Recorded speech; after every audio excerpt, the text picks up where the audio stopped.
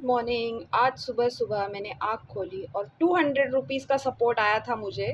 201 I think 201 का support आया था मुझे रसिका से। और ऐसे ही अगर सपोर्ट मिलता रहा, ये मेरा ग्लूकोज़ है यहाँ पे आके और काम करने का। और ये एक वैलिडेशन होता है कि हाँ यार, मैं जो कर रही हूँ उसका फ़ायदा हो रहा है लोगों को, वरना वो पे नहीं करेंगे। तो ऐसे ही अगर ग्लूकोज़ मिलता रहा, अब मुझे इंतज़ार है नेक्स्ट कौन 1000 का सपोर्ट करेगा, क्योंकि हमारे 1000 सब्सक्राइबर्स हो चुके हैं। तो ऐसे ही अगर सपोर्ट मिलता रहा तो हम कुछ और ज़्यादा टाइम इन्वेस्ट कर सकते हैं इस चैनल पे, और लोगों का फ़ायदा करवा सकते हैं, और लोगों को जागरूक बना सकते हैं, और लोगों को सिखा सकते हैं एस्ट्रोलॉजी टैरो जो सीखना चाहते हैं, जो सही ढंग से करे एस्ट्रोलॉजी एंड टैरो, सही ढंग से आगे चलाए। ये जो बेढंगी तरीके से चल रहा है सोसाइटी में वो कंटिन्यू ना हो, इसके लिए मदद मिलेगी। और बिना टाइम वेस्ट किए हम स्टार्ट करना चाहते हैं आज का अगला कुंडली एनालिसिस। मैं बस ये खोलने की कोशिश कर रही हूँ कमेंट्स को, तब तक मैंने सोचा आप लोगों को बता दूँ कि ये सपोर्ट मुझे सुबह सुबह मिल चुका है। सुबह आँख खोली और मेरे पास पैसे आ गए थे यूपीआई में।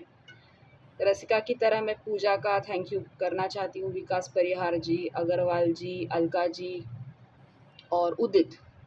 इन लोगों ने आज तक मुझे सपोर्ट किया है, so thank you so much. आप असली सपोर्टर्स हो अब, या फिर आपको सचमुच कुछ फ़ायदा हो रहा है मेरे साथ जुड़ के, ये मुझे वैलिडेशन मिल रहा है। वैलिडेशन ऐसा नहीं है कि मैं अंदर से कमज़ोर हूँ इसलिए मुझे वैलिडेशन चाहिए। वैलिडेशन इसलिए चाहिए होता है कि भाई मैं जो कर रही हूँ उसका वैल्यू कुछ एडिशन हो रहा है किसी के लाइफ में। ये वैलिडेशन बहुत ज़रूरी होता है कि यार मैं जो कर रही हूँ उसका फ़ायदा हो भी रहा है या नहीं, क्योंकि इतना समझ मेरे पास भी नहीं है, इतनी भी मैं उम्र में या तजुर्बे में बड़ी नहीं हूँ कि ये समझ में आए मुझे कि हाँ यार ये करूँगी तो फ़ायदा होगा ही। या तो मैं कोई प्योर वेदांत या ऐसा कुछ नहीं पढ़ा रही जिसका फ़ायदा होना ही होना है, जो उच्च संतवाणी है वो तो मैं पढ़ा नहीं रही हूँ आप लोगों को। उसका संदर्भ आ सकता है, रेफरेंसेस आ सकते हैं, लेकिन प्योरली वो मैं नहीं पढ़ा रही हूँ जैसे आचार्य प्रशांत पढ़ाते हैं, क्योंकि आचार्य प्रशांत को पता था कि हाँ यार मैं जो पढ़ा रहा हूँ वो सही है, उसका फ़ायदा होगा ही होगा। वो कॉन्फिडेंस शायद मुझ में उतना था नहीं। ओके,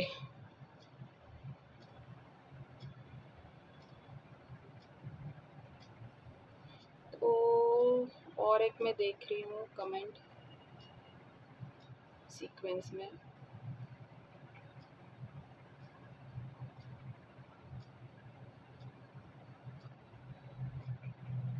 अरे सबकी 3 दिन पहले, अच्छा 2 डेज पहले है किसी का।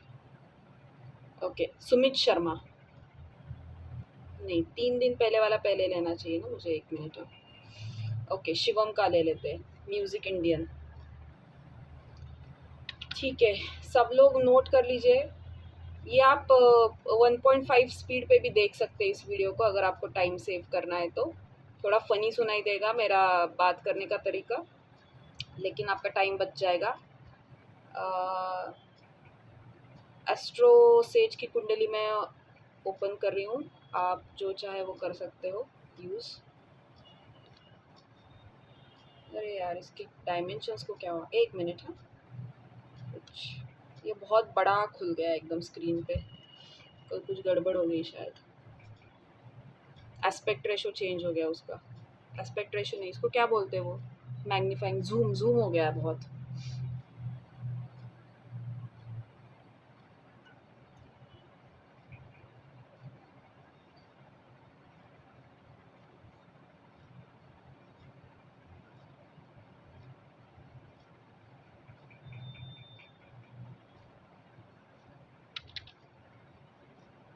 वैसे तो मुझे ये पहले ही खोल देना चाहिए था कुंडली को, लेकिन मैंने सोचा जब तक मैं अनाउंसमेंट कर दूंगी कि मुझे सपोर्ट आया तब तक ये खुल जाएगा। मुझे क्या पता ये एंड टाइम पे कुछ ना कुछ प्रॉब्लम करेगा।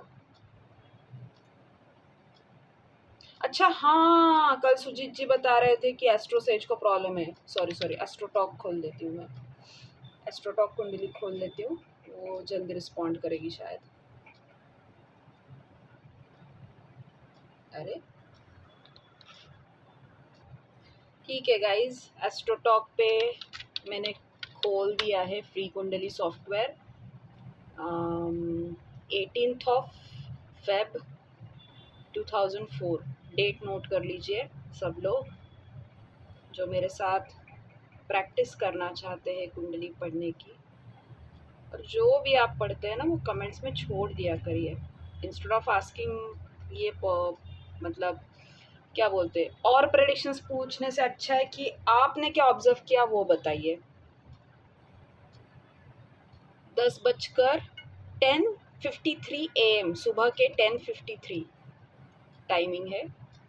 18 Feb 2004, 10:53 सुबह के।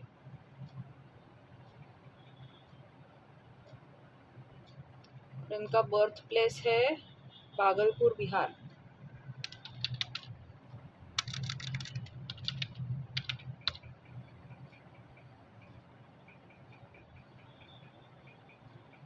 इन्होंने ये भी पूछा है न्यूमरोलॉजी देख लेना। न्यूमरोलॉजी तो मैं एक्सपर्ट नहीं हूँ शिवम, तो मेरे पास वो हक नहीं है, लेकिन मैंने 2015 में मेरा नाम चेंज करवाया था। इसके हिसाब से, न्यूमरोलॉजी के हिसाब से घंटा कुछ फ़र्क नहीं पड़ा, या पड़ा भी होगा तो मैंने नोटिस नहीं किया। और ऐसे नाम बदल के कुछ होता है मुझे नहीं लगता है, तो ऐसा कुछ नहीं होता है।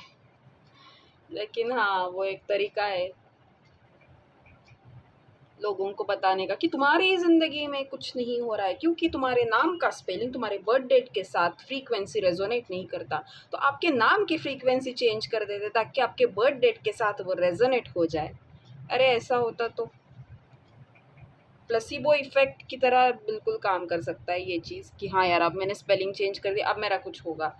अब वो बिलीफ चेंज हो गया, इसकी वजह से कुछ बदलाव आ सकते हैं, लेकिन फिर भी आपका फुल पोटेंशियल रीच नहीं हो सकता just by changing your spelling. Placebo effect से फुल पोटेंशियल रीच नहीं होता। फुल पोटेंशियल रीच होने के लिए कांस्टेंट अंदर से साफ सफाई करके खुद को निखारना पड़ता है रोज रोज। जैसे हीरे को हम तराशते हैं ना, वैसे करना पड़ता है रोज, तब जाके हाईएस्ट पोटेंशियल रीच होता है।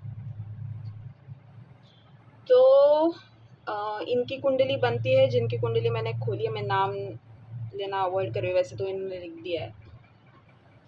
वृषभ लग्न की कुंडली खुलती है। अब वृषभ लग्न के क्या कैरेक्टरिस्टिक्स होते हैं, कल हमने मिथुन लग्न की कुंडली देखी थी, वृषभ लग्न के क्या कैरेक्टरिस्टिक्स होते हैं ये आपको गूगल से पढ़ लेना चाहिए। लेकिन वृषभ का ये जो है राशि स्वामी है वो शुक्र है, तो इनको good looks, height, attractive personality, और ये अर्थ साइन है, अर्थ पृथ्वी तत्व की साइन है, तो इनको ज़्यादातर गुस्सा नहीं आता, लेकिन जब आता है तो बहुत अर्थक्वेक कर देते हैं ये लोग गुस्से में।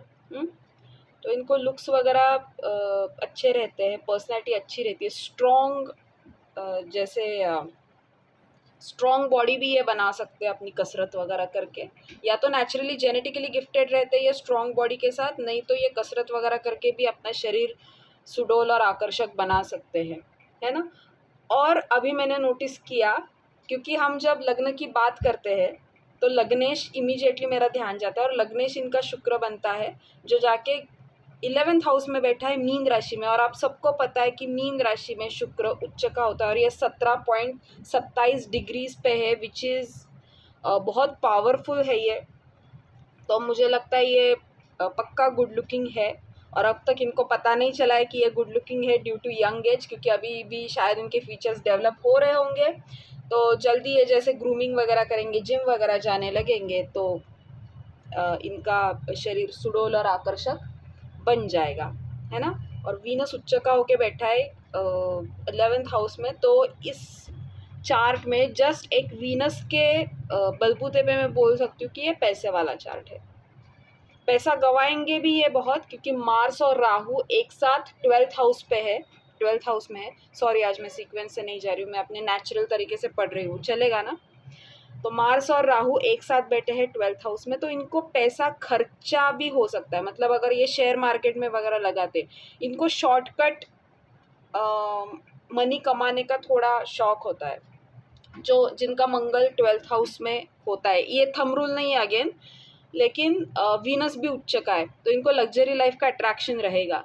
और मंगल 12th हाउस में, इन दोनों को देख के मैंने कहा कि इनको जल्द पैसा कमाने का ये होगा। अब मेरे भाई का भी मंगल 12th हाउस में है, लेकिन he doesn't believe in shortcut money, क्योंकि उसका बाकी प्लैनेटिक प्लेसमेंट्स वैसे नहीं है, और वो मकर लग्न का है, फलाना ढिमका, ठीक है। लेकिन इनका शुक्र और मंगल जब मुझे 12वें घर में दिखा, तो मुझे समझ में आया कि लग्जरी लाइफ की बड़ी जल्दी रहती है, तो हमें पैसा कमाने की जल्दी हो जाती है, अर्ज। तो हम शॉर्टकट वे ढूंढते हैं, and the first thing that comes across is share market. और इसलिए बहुत सारे एस्ट्रोलॉजर्स बोलते हैं कि मंगल जब 12th हाउस में हो तो शेयर मार्केट नहीं खेलना चाहिए। जो डेली खेलते हैं इंट्राडे, वो खेलना नहीं चाहिए, क्योंकि आपका नुकसान हो जाता है। भले ही मंगल अपनी राशि में बैठा है 12th हाउस में, मेष में ही बैठा है, लेकिन राहु के साथ भी बैठा है। तो इंट्राडे मत खेलिए। लॉन्ग टर्म इन्वेस्ट करना है, बेशक कर सकते हैं। फिर मेरा ध्यान जाता है इनके 10th हाउस में सूर्य बैठा है यहाँ पे। अब अगर ये प्रयास करना चाहते हैं गवर्नमेंट जॉब के लिए, तो कर सकते हैं।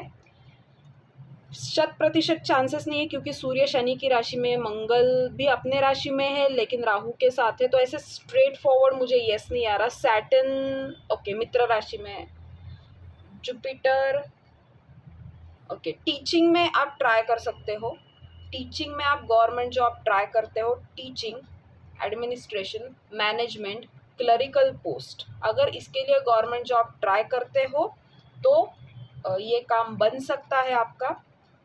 लेकिन मैं पूरी तरह से नहीं कहूँगी कि गवर्नमेंट जॉब पे निर्भर रहे, क्योंकि जो प्लैनेट्स रिस्पॉन्सिबल होते हैं गवर्नमेंट जॉब देने के लिए, वो क्लियर कट मतलब क्लीन नहीं बैठे, किसी ना किसी गलत एस्पेक्ट में या गलत राशि में ऐसा बैठे हैं, है ना।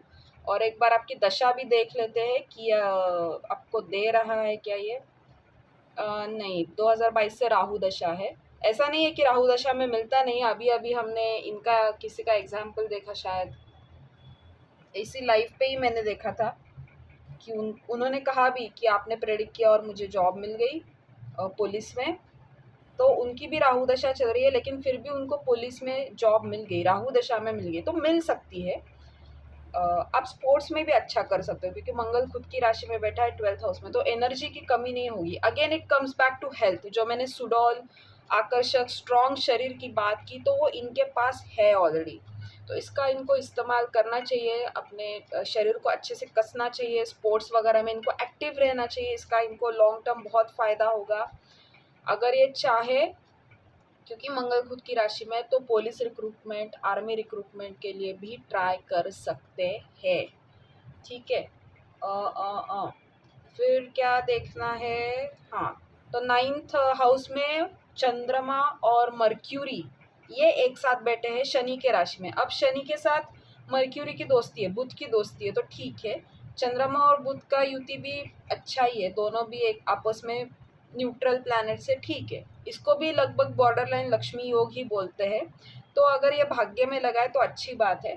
पैसे का टेंशन मुझे इसमें नहीं दिख रहा है, लेकिन इमीडिएट अगर आपको मनी चाहिए तो वो ऑनलाइन से अगर आप कमा सकते हो तो वो बहुत अच्छी बात है। इमीडिएट मनी की मैं बात कर रही हूँ, क्योंकि राहु दशा चल रहा है, तो स्ट्रेट फॉरवर्ड दिमाग में ये आता है कि ऑनलाइन कुछ कर लो, आईटी का कोर्स कर लो, आईटी में ज्वाइन हो जाओ, ये भी मेरे दिमाग में आता है। तो करियर के लिए बहुत सारे मैंने आयाम बता दिए। कोई पूछ रहा था कि क्या करियर प्रेडिक्ट हो सकता है चार्ट से, आई थिंक मूनलाइट पूछ रही थी कल लाइव में। तो यस, ये एक पर्सपेक्टिव्स मिल जाते हैं जब हम चार्ट को देखते हैं। तो अब ध्यान मेरा जाता है, ये 9th हाउस के बारे में हो गया। इनका भाग्येश कहाँ है, इनका भाग्येश और दशमेश दोनों ही शनि है, जो जाके अगेन 2nd हाउस में बैठे। तो प्रोफेशनल हाउस का और भाग्य का संबंध धन संचय हाउस से बन रहा है, फैमिली हाउस से बन रहा है, तो मतलब पैसा आ रहा है, पैसा इनके पास आ रहा है। जब प्रोफेशनल हाउस और भाग्य का संबंध ही 2nd हाउस से बन रहा है, तो मतलब पैसा आएगा, इनके बैंक अकाउंट में दिखेगा, है ना।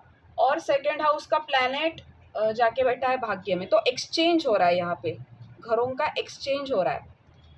कल के चार्ट को मैं उस दृष्टि से नहीं देख पाई, लेकिन आज मुझे ये दिख रहे सारी चीज़ें। तो एक्सचेंज हो रहा है। और मर्क्यूरी अगर है सेकेंड हाउस का, तो म्यूज़िक में भी या स्पीच में, कम्युनिकेशन में डेफिनेटली आप कुछ कर सकते हो। लेकिन सैटर्न है वहाँ पे, तो म्यूज़िक को आपको टेक्नोलॉजी के साथ कंबाइन करके कुछ करना होगा। मुझे नहीं पता एग्जैक्टली आप क्या करते हो, शायद आप आर्टिफिशियल इंटेलिजेंस से ही म्यूज़िक बनाते हो जितना मैं जानती हूँ। तो अगर उसमें सक्सेस है, अगर आप प्लेबैक सिंगिंग वगैरह करना चाहते हो, तो उसमें मुझे उतना खास ये नहीं दिख रहा है ग्रोथ। लेकिन आप टेक्नोलॉजी के साथ कंबाइन करो, ऑनलाइन उसका मार्केटिंग करो, सक्सेस है, सक्सेस पॉसिबल है। ठीक है, तो ये बहुत अच्छी अच्छी चीज़ें दिख रही है। एक ड्रॉबैक बोल सकती हूँ कि राहु दशा चल रहा है, वो ड्रॉबैक नहीं है, वो भ्रमित कर देता है, हमारे दिमाग को इल्यूजन कर देता है, हम अलग अलग चीज़ों में फंस जाते हैं, गलत निर्णय ले लेते हैं। क्योंकि हमारा एक ठोस जो प्रक्रिया होता है खुद को समझ के एक अच्छा निर्णय लेने का, सेल्फ अंडरस्टैंडिंग, सेल्फ नॉलेज की कमी हो जाती है जब खराब दशाएं चलती है, तो या फिर ऐसे ग्रहों की दशाएं चलती है। तो self knowledge, self understanding, self observation, self awareness पे ज़्यादा ध्यान देना है, बाहर की चीज़ों पे नहीं। ये नहीं सोचना है कि मैं शिवम में एक वी और ऐड कर दूंगा तो मेरा भाग्य खुल जाएगा।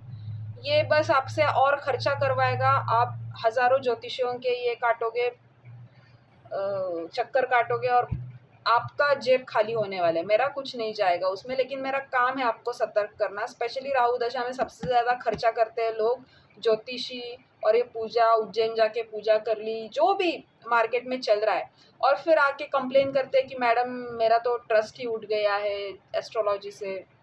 मैं तो कभी नहीं बोलती कि एस्ट्रोलॉजी पर ट्रस्ट करो, क्योंकि है ट्रस्ट करने जैसी चीज़। ट्रस्ट अपने ऑब्जर्वेशन पे होना चाहिए कि भाई मैं खुद को ऑब्जर्व कर रही हूँ और मैं समझ रही हूँ खुद को कि ये मेरे क्वालिटीज़ है, ये मेरे बैड क्वालिटीज़ है, मैं ऐसी हूँ, मेरे अंदर ये वृत्तियाँ हैं, मैं ऐसा बिहेव करती हूँ, ऐसा सिचुएशन आता है तो मैं ऐसा बिहेव करती हूँ। अच्छा, मतलब मैं अभी इतनी कमज़ोर हूँ कि बाहर से कोई मुझे चोट पहुँचा सकता है। अगर अभी भी मैं हर्ट होती हूँ बाहर की चीज़ों से, तो मेरे अंदर अभी भी वो कोई मौजूद है जिसको चोट लगती है। तो ये कमज़ोरी की निशानी। क्यों चोट लग रही है, क्यों चोट लग रही है?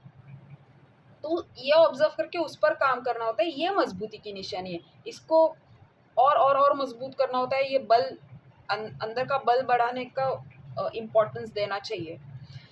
फिर मेरा ध्यान जाता है फोर्थ हाउस की तरफ। इनका जुपिटर बैठा है सूर्य की राशि में, और अगेन फोर्थ हाउस का प्लैनेट जाके प्रोफेशन हाउस में। बहुत अच्छे एक्सचेंज है आपके इसमें चार्ट में। आप परिवार, अच्छे खासे परिवार से, मैं ऐसा नहीं कहूँगी कि सुपर रिच, लेकिन आप अच्छे खासे परिवार में भी शायद पैदा हुए हो। कंफर्म कर देना मुझे इफ़ यू आर कंफर्टेबल। लेकिन चार्ट तो बढ़िया है आपका।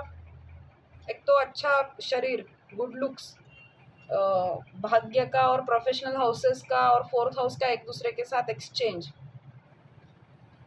मम्मी डैडी के साथ भी मुझे ठीक ठाक ही लग रहे हैं रिलेशनशिप्स। स्पेशली मम्मी से आप क्लोज हो सकते हो। पापा के साथ थोड़ा चलता है ईगो क्लैश, लेकिन वो आई थिंक हर लड़के का होता है। और केतु है इनका सिक्स्थ हाउस में, केतु है इनका सिक्स्थ हाउस में, तो ठीक है।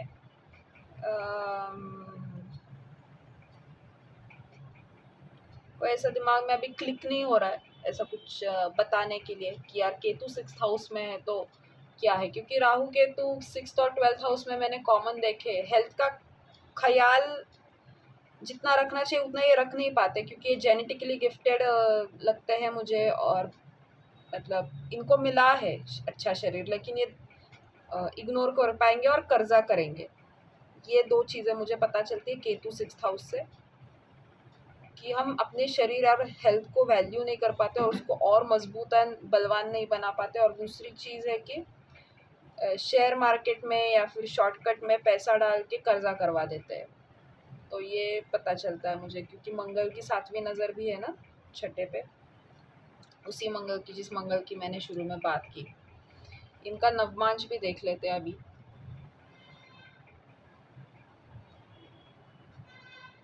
कि लाइफ पार्टनर कैसा होगा, शादी कैसी होगी। वैसे तो मैरिड लाइफ अगर कैसी होगी ये सवाल पूछना है तो अगर लग्न लग्न चार्ट से बताना है तो मंगल 12th हाउस में जाके बैठा है और राहु के साथ बैठा है, ठीक ठाक है मैरिड लाइफ, बचा बचा के चलना है हमें। अगर आप और कुछ पूछना चाहते हैं मैरिड लाइफ के बारे में तो पूछ सकते हैं, मैं खुद से नहीं बताऊंगी।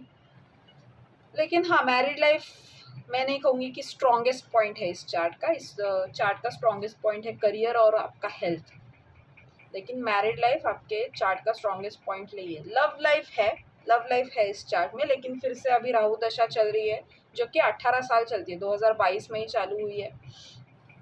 तो राहु दशा में सबसे पहले वो आपके पर्सनल रिलेशनशिप्स को ख़राब कर देता है, जैसे कि परिवार के साथ रिश्ते ख़राब कर दिए।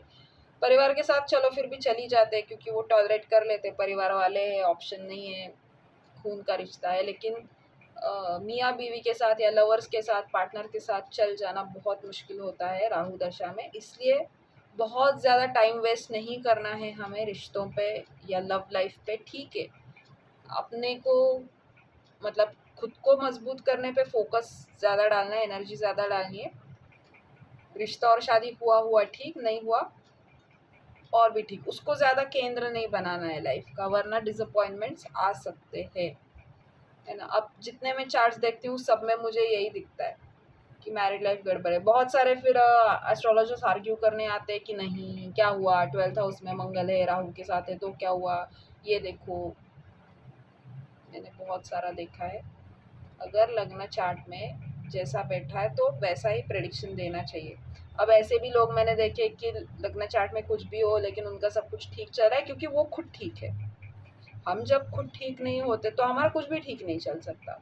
जो लोग इससे ऊपर उठ चुके हैं, इवॉल्व हो चुके हैं, उनका ठीक चल जाता है। मैं ये नहीं कह रही कि चार्ट में खराब है तो आपका ठीक नहीं चल सकता। मैं ये कह रही हूँ कि आप ठीक नहीं हो तो आपका कुछ भी ठीक नहीं चल सकता। That's what I am trying to say to everyone watching. It's not only about this person.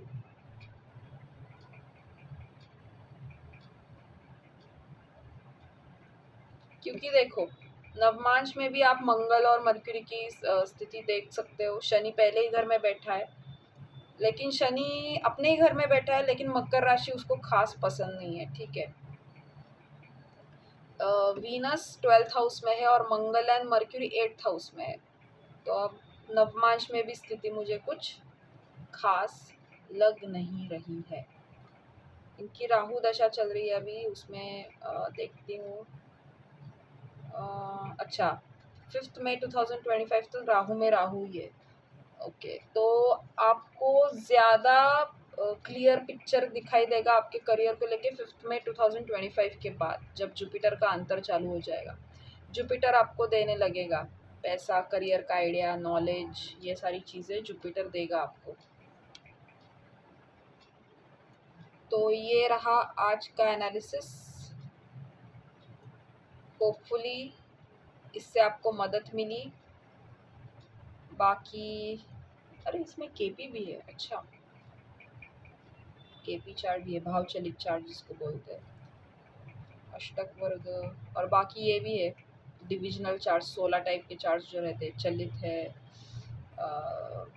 Sun moon, होरा चार्ट भी आपका अच्छा है, बहुत अच्छा है। वेल्थ और इनकम का चार्ट बहुत बढ़िया है आपका। कैंसर लग्न का वो चार्ट है ना, होरा जो वेल्थ इनकम का चार्ट है इनका, तो सारे planets first and second house में बैठे, अच्छा है। अभी जो आप दिक्कतें फेस करें वो एक ही चीज़ की वजह से राहु, और राहु क्या करता है वो समझ लीजिए, आपके जो सत्सद विवेक बुद्धि है उसको कब्जा कर लेता है, जजमेंट को खराब कर देता है, तो डिसीजन मेकिंग खराब हो जाता है। बस वहाँ पे अगर हम काम कर लेंगे तो घंटा कुछ नहीं बिगाड़ पाएगा। और हम सब तो है ही आपके साथ, तो टेंशन किस बात का। ये हैंग क्यों हो गई यार बीच में वेबसाइट, पेज अनरिस्पॉन्सिव क्यों भाई, क्या चल रहा है यार। ओके, फिर रिलेशनशिप विद सिबलिंग्स वाला भी एक चार्ट होता है, वो भी अच्छा ही है, मुझे कुछ खराबी तो नज़र नहीं आ रही इसमें। ईगो क्लैश इनके साथ भी होगा सिबलिंग्स के साथ, लेकिन ठीक है, नॉर्मल है, हैंडल कर लोगे आप। एसेट्स बनाने के चक्कर में आप कर्जा कर सकते हो। जब आपके मन में बहुत ज़्यादा लालच आएगा ना कि मैं इमूवेबल मूवेबल एसेट्स करूँ, कि कार खरीदूँ, बहुत ज़्यादा प्रॉपर्टी करूँ, तब आप कर्जे में फंसोगे। ये दिख रहा है मुझे यहाँ पे। प्रोजेनी चार्ट है सप्तमांश। अच्छा, बच्चे होने में भी, हाँ ये भी क्लियर दिख रहा है मुझे। नवमांश में हाँ मुझे गड़बड़ दिखी। बच्चे सोच समझ के करना। दशमांश प्रोफेशनल चार्ट भी बढ़िया लग रहा है मुझे। मून एंड राहु एक साथ आ रहा है। अच्छा, यहाँ पे क्लियरली मुझे पता चल रहा है कि आप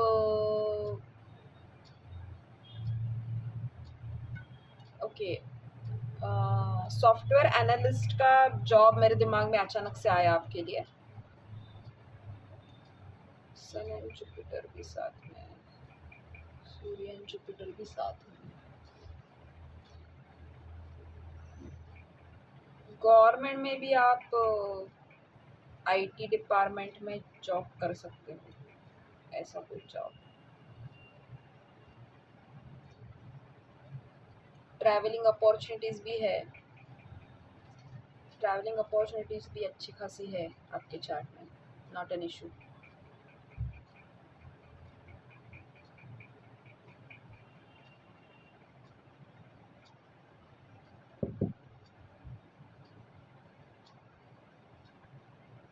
तो ये षोडश वर्ग भी देख लिया मैंने, जिसको हम डिविजनल चार्ट्स बोलते हैं।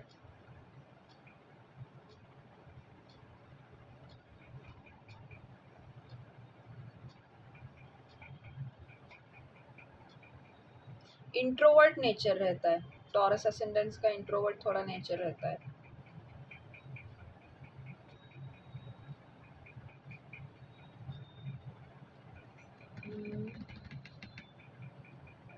लेकिन at the same time friendly and fun loving भी, इनको बैलेंस करना आता है टॉरस असेंडेंट्स को।